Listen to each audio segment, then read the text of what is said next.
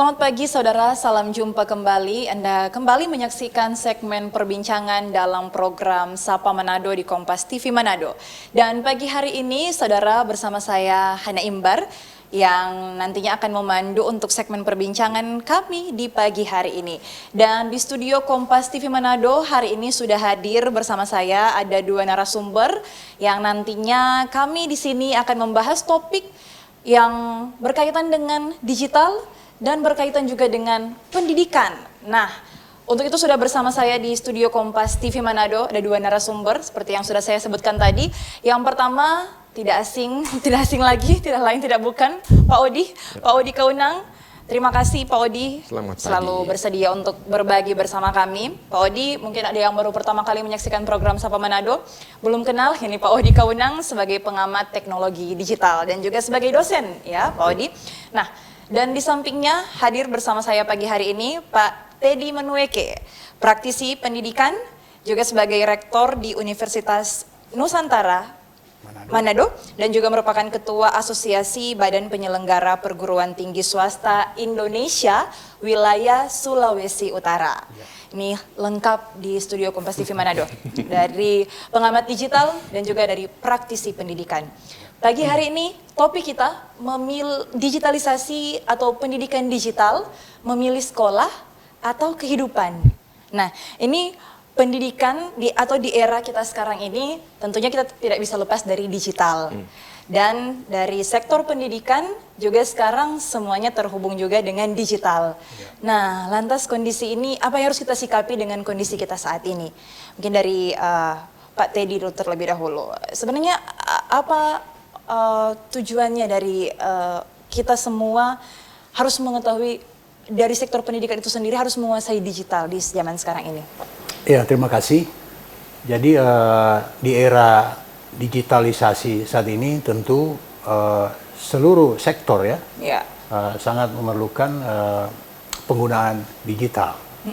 Tentu tidak juga luput di dalamnya adalah sektor pendidikan. Apalagi sektor pendidikan ini kan sebagai prime mover, ya, penggerak utama setiap pengembangan ilmu pengetahuan, teknologi, termasuk di dalamnya teknologi digital. Jadi sebagai sektor yang utama menggerakkan penggunaan digital di berbagai sektor, tentu pendidikan ini sangat penting dan perlu. Dan sekaranglah eranya untuk penggunaan digital dalam setiap sisi kehidupan manusia. Jadi karena memang di era sekarang ini semuanya sudah serba digital, maka pendidikan juga bertransformasi, harus menguasai digital juga sekarang ya, Pak Teddy. Menerapkan digital dalam segala aspek pengelolaan pendidikan ataupun kegiatan-kegiatan di bidang pendidikan. Oke, nanti kita akan membahas lebih lanjut lagi. Pak Odi, ini gimana menanggapi digitalisasi untuk pendidikan itu sendiri, Pak Odi? Apa yang harus kita lakukan dengan digital? Tentu teknologi digital akan berkaitan dengan internet dan komputer. Hal itu compulsory lah, wajib lah. Atau saya sebut dengan smartphone yang kita punya ataupun personal komputer. Yang akan menarik untuk dibangun logika lebih lanjut, teknologi digital sudah semakin personal, smartphone personal, komputer desktop personal, tetapi kurikulum yang digunakan belum personal. Padahal pendidikan itu untuk dimuarakan kepada understanding, kelengkapan peserta belajar, agar setiap proses belajar mengajar itu sifatnya personal kan. Hana punya cara berpikir sendiri. Pak Teddy punya cara berpikir sendiri, saya punya cara berpikir sendiri. Tetapi kurikulum yang terjadi kebanyakan ini masih kurikulum yang menyamakan pola pikir, pola belajar setiap murid. Padahal menggunakan alat teknologi yang personal. Inkonsistensi terhadap teknologi digital yang personal, tetapi kurikulum yang digunakan, cara belajar dan proses belajar masih masif. Ini kan sesuatu yang menurut saya perlu kita garis bawahi dan diskusikan kembali, karena Kalau tidak, bisa bermuara kepada seseorang itu hanya mendapat kulitnya, tetapi esensi daripada proses belajar mengajar itu tidak dilengkapi. Atau secara sederhana, makin hanya melengkapi dengan gelar, tetapi ability, kemampuan itu tidak paripurna. Padahal pekerjaan-pekerjaan seperti yang diantarkan tadi kan, semua pekerjaan sekarang sudah menggunakan berbasis digitalisasi. Sudah juga diantar tadi. Nah, digitalisasi itu menuntut kualitas, menuntut ability yang sempurna. Bukan hanya persoalan saya bergelar, tetapi juga kompetensi, profesionalitas itu tidak semata-mata diukur dengan gelar, dengan ijazah. Kualitas seseorang itu harus bertus ability yang berorientasi kepada problem solver, outcome-nya itu bisa berdampak kepada banyak orang, dan sudah saatnya itu harus dipikirkan. Sehingga berelasi dengan judul tadi, apakah pendidikan digital itu memilih sekolah dan atau memilih kehidupan? Ini yang saya mau relasikan dengan judul diskusi pagi ini dan apa yang sudah diantar oleh Pak Teddy. Oke Pak Odi, menarik yang dikatakan Pak Odi tadi bahwa sekarang digital, smartphone, komputer serba sifatnya personal, tetapi kurikulum cara belajar itu bukan personal ya. Artinya Pak Odi, artinya sebenarnya kita itu harus belajar sesuai dengan apa yang kita mau, atau cita-cita kita, atau tujuan kita, atau bagaimana Pak Odi? Ya, sebenarnya pemerintah juga dengan program Merdeka Belajar Kampus Merdeka yang kita bisa amati bahwa sudah mendorong bahwa belajar sesuai dengan minat peserta belajar. Dan itu yang tergambar di dalam banyak diskusi kan. Nah, kalau minatnya itu kan minat saya, minat Hanan, minat Pak Teddy kan beda-beda gitu kan. Sudah saatnya memang kurikulum juga beda-beda lah ya kan. Karena teknologi internet personal. Kalau di kamar sendiri masa harus pakai kurikulum kamarnya seseorang kan. Dan belajarnya itu 24 jam loh. Malam, siang kan seseorang itu kan nggak bisa dibedakan kalau dia di online. Nah, ada banyak pendekatan proses belajar mengajar ini yang belum tersosialisasi dengan paripurna. Apa yang sudah dilakukan pemerintah sudah baik, tetapi kita juga menuntut dan berharap itu terus diperlengkapi oleh semua stakeholder. Dan saya rasa Teddy dengan praktisi pengalamannya dalam membina universitas dan mahasiswa itu perlu dibagi-bagikan lah supaya strategi pembelajaran itu bukan hanya berorientasi kepada gelar, tetapi kompetensi, ability, outcome. Betul sekali. Nah, saya ke Pak Teddy. Pak Teddy, sebenarnya dari Kementerian Pendidikan Kebudayaan Riset Dikti sebenarnya sekarang ini sudah mulai bertransformasi ya untuk pendidikannya, seperti apa yang telah Pak Odi sampaikan tadi, bahwa sekarang lebih bebas lah kita untuk memilih pembelajaran, ada kampus merdeka dan lain sebagainya. Nah, namun praktiknya di lapangan Pak Teddy, apa tantangan yang ditemui sehingga belum bisa maksimal untuk mengimplementasikan hal tersebut? Iya, jadi sesungguhnya kan kita ini sekolah dalam rangka mengisi kualitas kehidupan kita kan, kira-kira seperti itu. Tadi kalau temanya milih sekolah atau kehidupan ya tentu frame besarnya kan adalah kehidupan. Namun untuk memiliki suatu kehidupan yang berkualitas tentu harus sumber daya manusia kita kan ditingkatkan. Saya setuju dan idealnya seperti itu, bahwa pendidikan itu kan sebenarnya berupaya untuk mendorong kemampuan dari setiap individu untuk berkembang.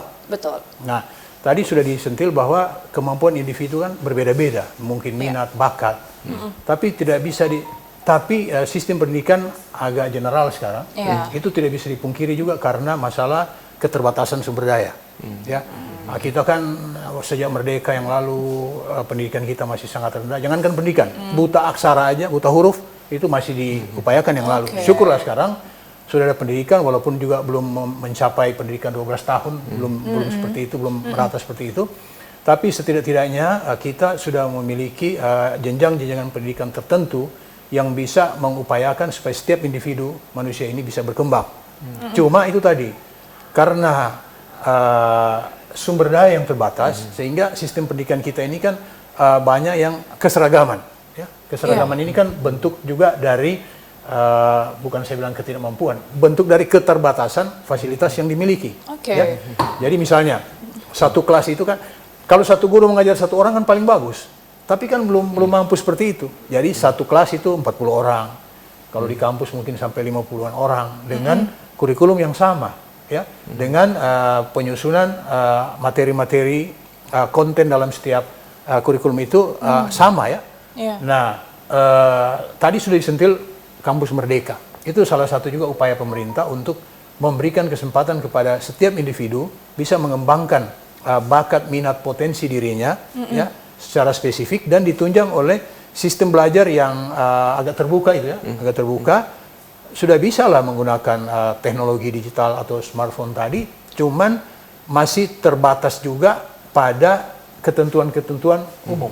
Jadi dalam kurikulum itu kan ada kurikulum istilahnya wajib, ya, ada pilihan, ada yang sekarang yang kurikulum Merdeka kan di perguruan tinggi itu dalam 8 semester, 3 semester kita bisa belajar di luar dari mata kuliah, di luar dari program studi, bahkan di luar dari kampus kita. Itu salah satu bentuk untuk mengarah kepada kemampuan individu. Nah, program Kampus Merdeka ini mendorong setiap individu untuk mengembangkan bakat dan minatnya.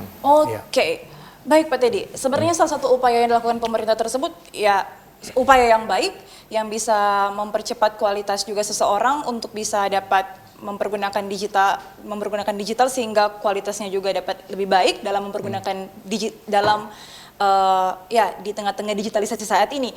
Tetapi jika nanti Pak Odi sistem ini berubah, kurikulumnya diganti dan lain sebagainya, apa lagi yang akan terjadi? Jadi artinya harus ada sesuatu yang kita bisa katakan pastilah yang kita pelajari supaya memang tidak berubah-berubah ini. Nah, ini harus kita diskusikan lagi, namun nanti di segmen kedua, Pak Odi dan Pak Teddy. Dan saudara jangan dulu kemana-mana, kami akan kembali usai jeda, tetaplah bersama kami.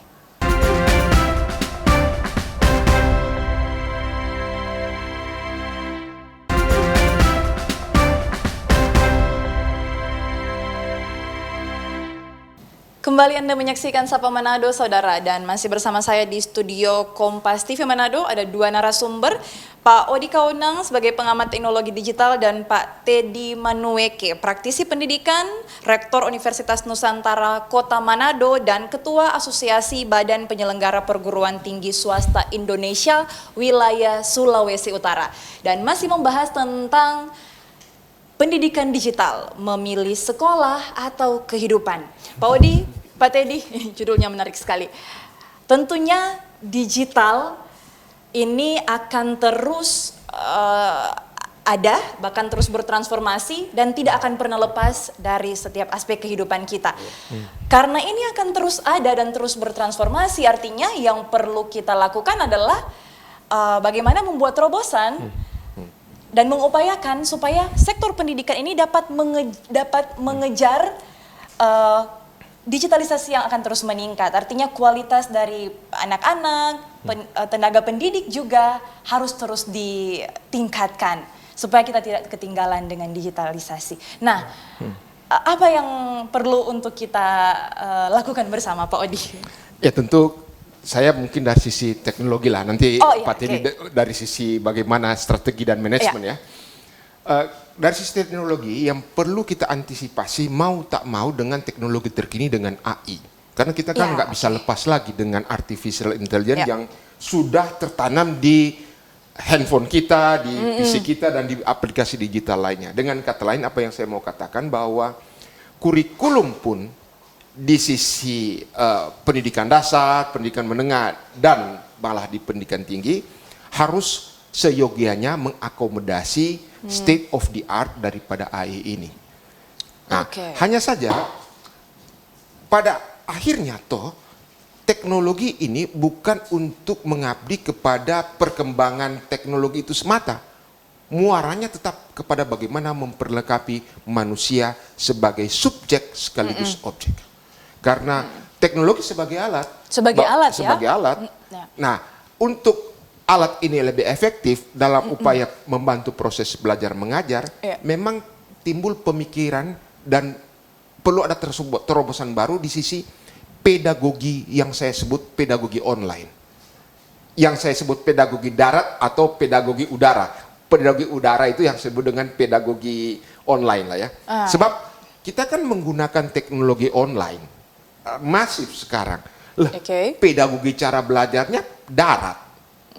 Ya kan ini timbul perlu ada dipikirkan bersama karena anak-anak kita akrab dengan teknologi digital, tetapi cara belajar, proses membantu asistensi dalam mengenal perkembangan teknologi ini masih sangat instruksional. Bukan pendekatan bagaimana menggali minat berdasarkan kemampuannya. Ada banyak teori belajar mengajar yang ada, tetapi perlu dipikirkan ada pedagogi online yang akan berelasi dengan kurikulum personal itu. Di sini saya bukan mendikotomi mana yang lebih baik, kurikulum personal atau kurikulum masif. Dua-dua baik. Tetapi kita harus matching terhadap situasi, kondisi anak dan lingkungan di mana belajar. Masa kita belajar online pakai cara belajar darat? Contohnya seperti cara belajar darat kan jadwal pertemuan kelas lah. Di ruangan A dari jam sekian sampai jam sekian. Lah kali udara kan nggak ada jamnya, dia setiap saat yang ada batasannya. Itu antara lain ciri-ciri cara mendekati tata kelola pembelajaran udara. Nah, manajemen ini, strategi ini bagusnya kita dengar dari praktisi. Ya, tapi kalau teknologi sudah sangat personal, sangat online, sehingga timbul pemikiran baru, perlu ada pedagogi digital, pedagogi online. Dan ini sekali lagi Hana, bukan mendikotomi mana lebih baik, tetapi kita harus matching terhadap suasana, kondisi peserta belajar, partisipasi, dan fasilitator belajar mengajar itu sendiri. Oke, Pak Odi tadi juga sempat mengatakan tentang teknologi yang semakin bertransformasi, ada AI. Alih-alih kita dibantu dengan teknologi, jangan-jangan kita malah dibodohkan dengan teknologi. Nah, jadi dari praktisi pendidikan, Pak Teddy, apa ini yang perlu untuk, mungkin dari Pak Teddy sendiri yang di lapangan bertemu langsung ya dengan tenaga pendidik, dengan peserta didik, ini bagaimana Pak Teddy untuk supaya membuat mereka atau mengajarkan kepada para tenaga pendidik dan peserta didik ini untuk tidak salah mempergunakan digital? Iya, jadi kan pendidikan itu kan sebenarnya luas kan. Yang satu adalah untuk kecerdasan intelektual atau untuk hard skill, ya. Bagaimana seseorang memiliki kompetensi akademik itu sesuai dengan bidang yang dia pilih, ya. Bidang itu yang dia pilih adalah program studi yang di dalamnya susunan mata-mata kuliah yang kita sebut kurikulum. Tapi bersama dengan itu kan untuk kesuksesan kehidupan itu kan bukan hanya terbatas pada hard skill tadi atau kompetensi akademik tadi, tapi juga ada keseimbangan soft skill. Soft skill ini kan holistik ini kan, ada kecerdasan emosi, kecerdasan spiritual, kecerdasan sosial, mungkin kecerdasan leadership, entrepreneurship, dan lain sebagainya. Nah, digital adalah alat bantu ya untuk mempercepat pencapaian tujuan dari setiap program. Apakah di dalam hard skill tadi boleh untuk tadi dengan adanya teknologi AI tadi, artificial intelligence, kan belajar sekarang bisa lebih cepat dari yang lalu. Tidak perlu lagi cari-cari, nanti sudah ada alat untuk mencarikan. Itu untuk mempercepat kompetensi intelektual atau hard skill, ya. Tapi ada juga kompetensi soft skill yang lain itu memerlukan juga waktu, proses dan perubahan atau transformasi perilaku. Perilaku ini kan penting. Supaya tidak terjerumus juga tadi dalam penggunaan teknologi informasi yang salah. Nah, dalam pendidikan ini mesti berjalan bersama-sama. Nah, tidak bisa dipungkiri sekarang di dunia pendidikan ini masih ada bisa saja gap generation ya. Jadi generasi milenial, generasi Z, tapi dosen-dosennya akan generasi X ya, baby boomers ya. Tapi dipaksa untuk bisa menyesuaikan dengan kebutuhan generasi sekarang, yaitu generasi digital. Nah, mungkin kalau saya bisa bahasakan dengan pertanyaan tadi, ya, dengan pertanyaan tadi, generasi X ini, baby boomers ini membawa para anak muda, para pelajar ini untuk tetap bertahan pada katakanlah untuk soft skill mereka, karena dalam rangka mengadopsi atau menggunakan teknologi digital ini dalam rangka meningkatkan kompetensi mereka. Nah, kira-kira seperti itu. Sementara anak-anak muda sekarang mereka cepat belajar, ya, tetapi mereka juga mungkin saja belum berpengalaman dalam transformasi soft skill tadi. Dalam soft skill, ya, jadi harus bersamaan, ya, bersamaan. Kira-kira seperti itu. Ya. Berarti dari mengutip dari pernyataan dari Pak Teddy tadi, berarti dari sisi tenaga pendidiknya juga yang notabene memang banyak generasi baby boomers atau generasi X itu juga harus juga ini ya Pak Teddy menyesuaikan juga dengan kebutuhan zaman sekarang ya untuk era digital. Kita akan bahas itu, namun nanti di segmen selanjutnya kita harus break dulu. Jadi saudara jangan dulu kemana-mana, kami akan kembali usai jeda, tetaplah bersama kami di Sapa Manado.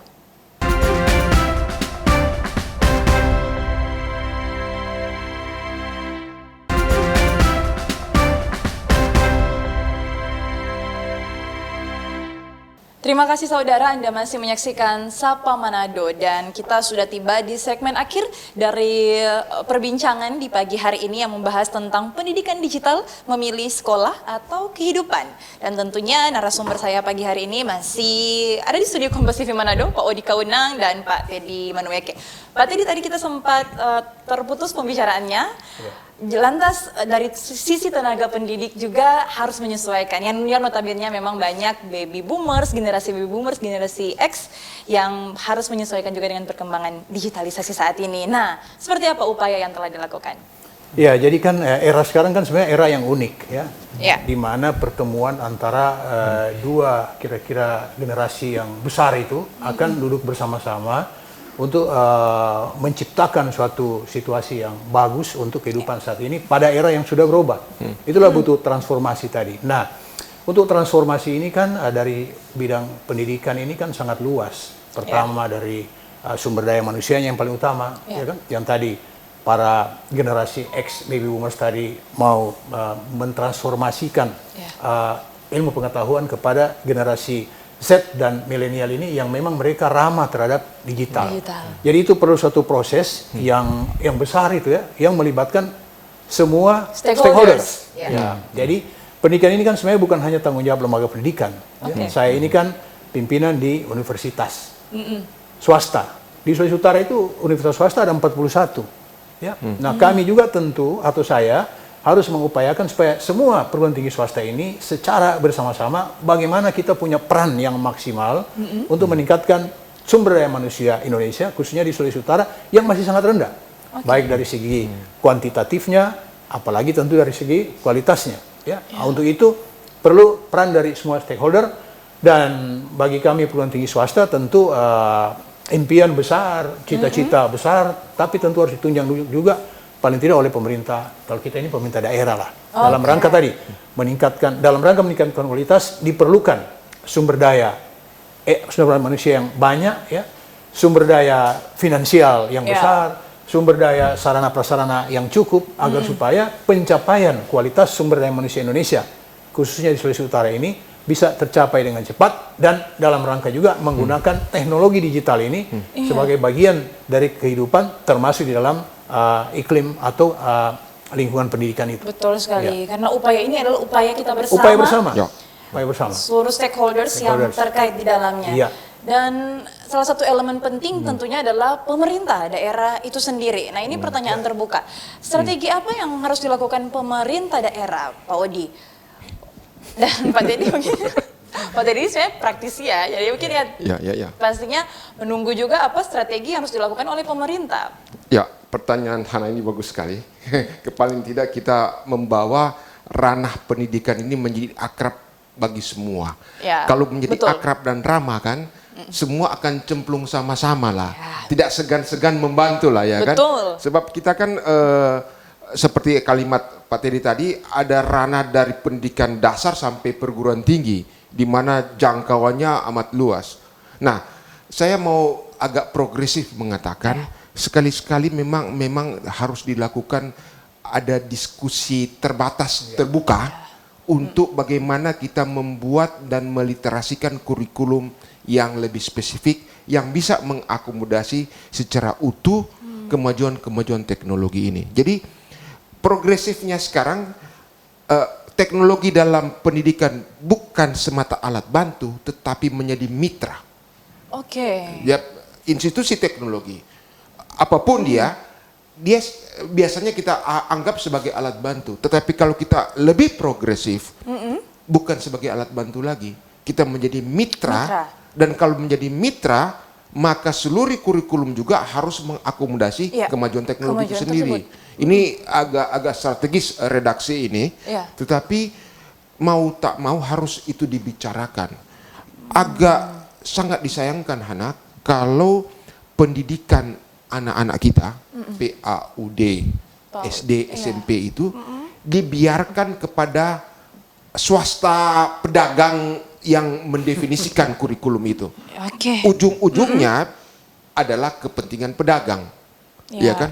Artinya saya agak progresif mengatakan saya jualan smartphone, saya jualan komputer semata-mata untuk mendefinisikan itulah pendidikan digital bagi anak-anak kita. Ini kan sesuatu yang perlu direstrategikan kembali kan, bahwa anak-anak bukan objek pembelian alat, tetapi teknologi itu sebagai mitra untuk kelengkapan bagaimana mendidik, bagaimana memperlengkapi. Kalau mitra berarti juga orang tua, teman-teman masyarakat sekitar turut berpengapa bagaimana mendefinisikan kurikulum digital bagi anak-anak kita. Minggu lalu sempat dibicarakan di sini, diangkat oleh narasumber, anak-anak yang belum berhak membuka akun medsos sudah membuka. Ini kan hanya masalah pendidikan kan. Itu bukan masalah komputer, smartphone, itu masalah kehidupan itu.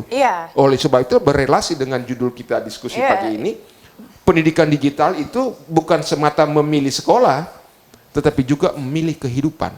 Dan itu yang saya ajak titipkanlah ke teman-teman Dewan Kabupaten Kota, marilah kita sedikit lebih memperhatikan proses pendidikan di lokal ini gitu loh.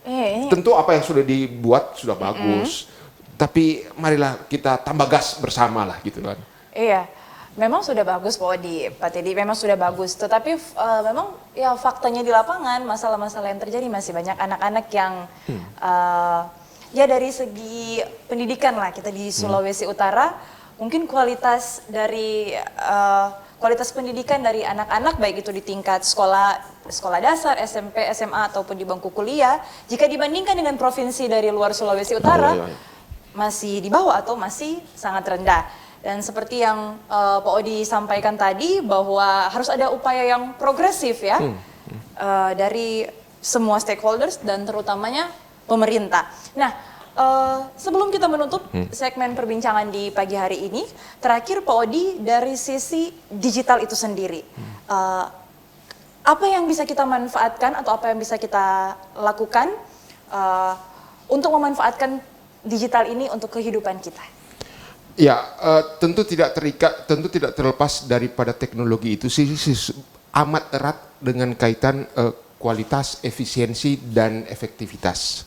Dan semua kata-kata ini kan harus dimuarakan kepada, kalau itu ke sebuah institusi sekolah, perguruan institusi pendidikan, kepada persoalan strategi dan manajemen, kalau itu kepada anak-anak, itu akan dimuarakan kepada keluarga juga harus turut berpartisipasi untuk meningkatkan kualitas pendidikan. Jadi teknologi itu sebagai mitra dalam rangka melengkapi kehidupan, bukan sebagai mitra dalam rangka perkembangan teknologi itu sendiri dan dia menjadi dua kutub yang berlainan.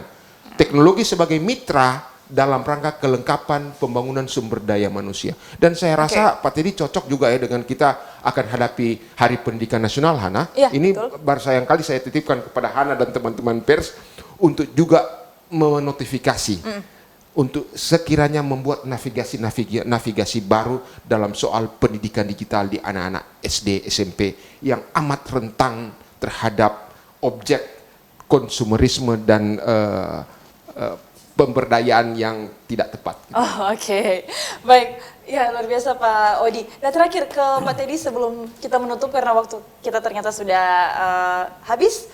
Pak Teddy sebagai praktisi pendidikan, lantas harapannya apa Pak Teddy untuk anak-anak didik, bahkan juga rekan-rekan tenaga pendidik agar bisa menghadapi era digitalisasi ini?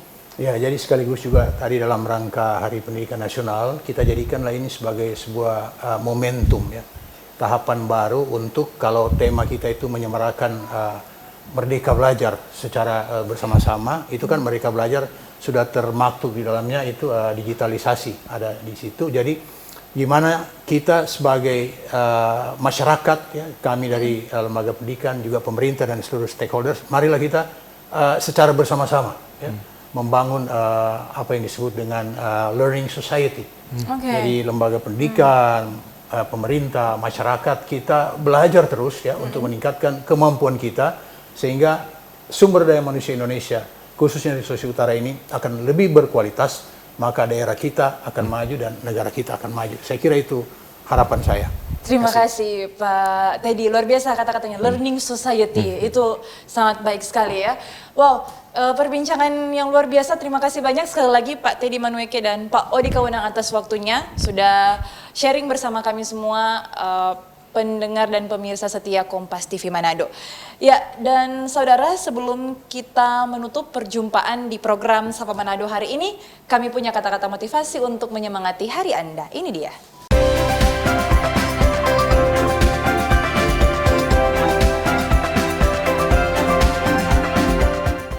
Ya, demikian tadi kata-kata motivasi untuk Anda, saudara, kiranya memberikan inspirasi dan semangat untuk menjalankan aktivitas di hari ini. Dan akhirnya mewakili seluruh kerabat kerja yang bertugas, saya Hana Imbar pamit undur diri dan terus saksikan program Sapa Manado setiap hari Senin, Rabu, dan Jumat pukul 6.30 WITA tentunya hanya di Kompas TV Independen terpercaya. Selamat pagi, selamat beraktivitas, dan sampai jumpa.